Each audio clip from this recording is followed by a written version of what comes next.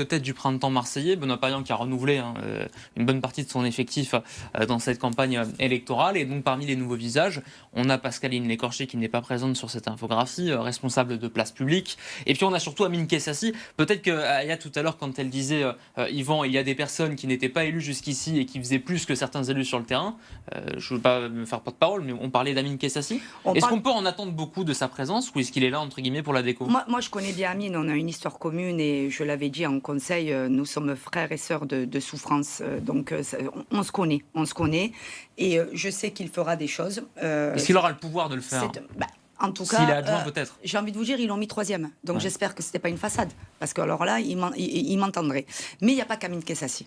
Sincèrement, Amine Kessassi, oui, mais il y en a d'autres. On a des gens qui ont milité toute leur vie et qui, sur le terrain, ont fait des choses dans l'anonymat. Et aujourd'hui, je ne vais pas tous les citer parce qu'il y en a quelques-uns. Et je vous dis, ils ont fait beaucoup plus. Enfin, ces personnes ont fait beaucoup plus que des élus. Yvan, par exemple, sur des noms comme ça, du milieu associatif, qui viennent dans... Alors, il n'a pas débarqué en politique dimanche dernier, Amine Kessassi, mais c'est son premier mandat. Moi, je le connais vite fait, parce qu'on se rencontre dans quelques meetings, dans quelques animations publiques politiques. Après, il a 22 ans, donc de dire que ça fait pas longtemps, est-ce que c'est un bon atout dans le game aussi, ça fait 4 ans qu'il est dans le social. Est-ce que c'est un bon atout? Il a une maturité, un bon atout. Je ne peux pas me permettre de dire que ça n'est un bon ou pas un bon. Moi, ça fait 20 ans que je milite, 20 ans que je suis dans le social, dans les quartiers les plus œuvrés et les désœuvrés. Donc, je sais c'est quoi être militant associatif, Ayat. Je sais c'est quoi aussi perdre des personnes liées à la mésaventure de notre vie. Mais... entre guillemets, j'attends de voir. Après, bon, c'est pas évident pour ce jeune homme.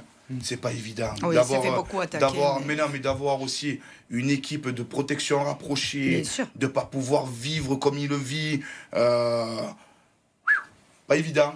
Pas évident pour pouvoir être un actionnaire dans la proximité comme il pouvait le faire peut-être à l'époque en étant président d'association, parce que je ne pense pas qu'il peut rester en bas des cités comme il le faisait avant avec tout un commissariat derrière lui. Mais je pense que peut-être son aura, sa vision qu'il a de souffrance familiale et politique maintenant, parce que c'est un adjoint de la plus grande ville de France. Pas encore adjoint. Il le sera. Ouais, il le sera, comme Ayat le dit. Mes bras tomberont. Voilà. Mais pour le moment, j'attends de voir.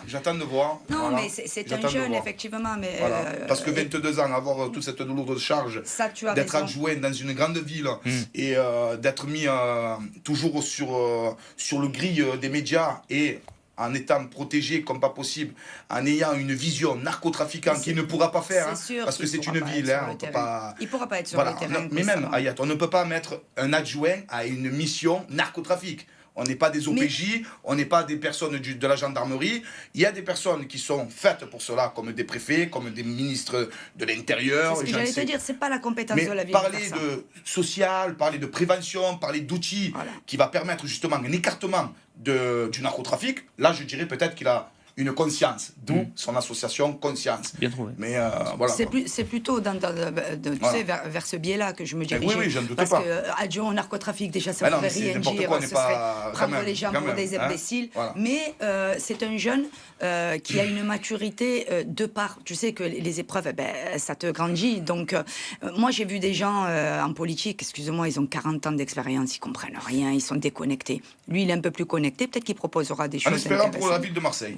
Mais il n'est pas le seul. Avant de passer au thème suivant, il n'est pas le seul, mais avant de passer au thème suivant, en un mot, est-ce qu'au regard de notre échange depuis déjà plus de 5 minutes, c'est en tout cas la pierre angulaire ou l'une des pierres angulaires de ce nouveau conseil municipal, Amine Kessassi? Non, pas pour moi. Pourquoi? La pierre angulaire, ce serait des personnes qui ont été dans ce mandat, Ayat, et qui vont continuer justement sur les programmes et sur la continuité des actions menées par Benoît Payan.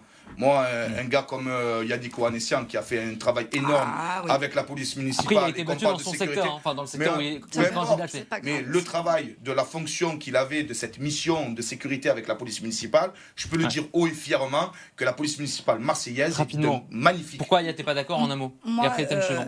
C'est-à-dire qu'on ne peut pas dire que ce n'est pas une pierre angulaire parce qu'ils l'ont mis en avant. Ça a été une prise de guerre, Amine Kessassi. Tout le monde se l'est disputé comme un morceau de viande. Je suis désolée, et c'est la vérité. Donc c'est une pierre... Pas pour toi, pas pour moi.